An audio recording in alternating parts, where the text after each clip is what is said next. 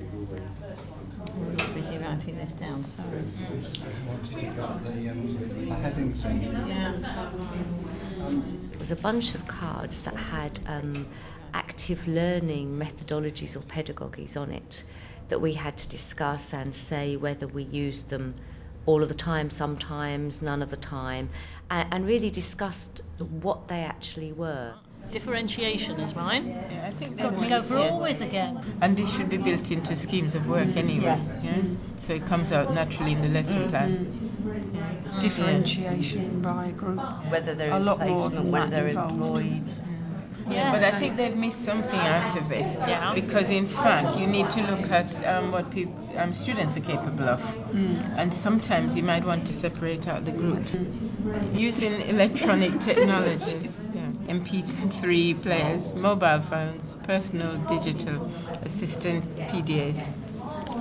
The positive side of it is things like video streaming, where you can take bits of an advert and use it within your lesson to illustrate a piece of theory or a real life situation. This down, sorry. Wanted you got the headings in. Yeah. Any comments about the cards themselves? I don't think everybody's understanding of some of these things is the same. We had a long conversation about assessment for learning and what we regarded to be as assessment while you're teaching and learning.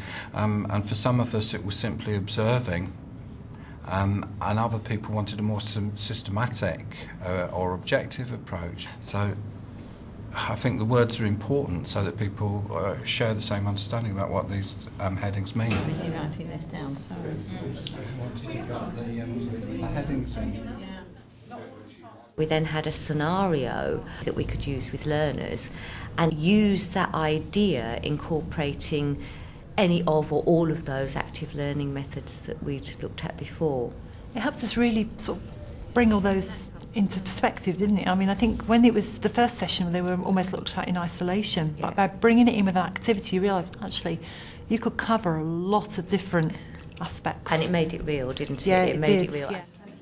An elderly female resident who is unable to move the right side of her body after a stroke would like to have a bath. That you could even get them to research the tasks that have to take place rather than writing out themselves so they can actually do it. As they're doing that, you're assessing them. And they're assessing themselves because they're having a discussion, so they're assessing themselves. Because they're taking health and safety, they're thinking about care plans, they're thinking about confidentiality. And it's relating theory Absolutely. to practice. You've got a bath, you can actually do a sort of mini role play.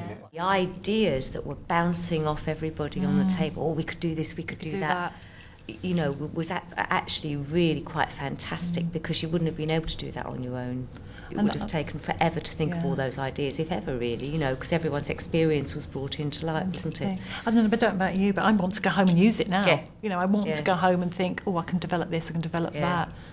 The learning experience and the teaching experience could actually be enhanced by using those cards. Because I'd like to give different topics to different students and ask them to read them, reflect on them, and see if they can see any of what's written, for example, differentiation, within the lessons that I give them, within the lesson that other people deliver, and within their own learning.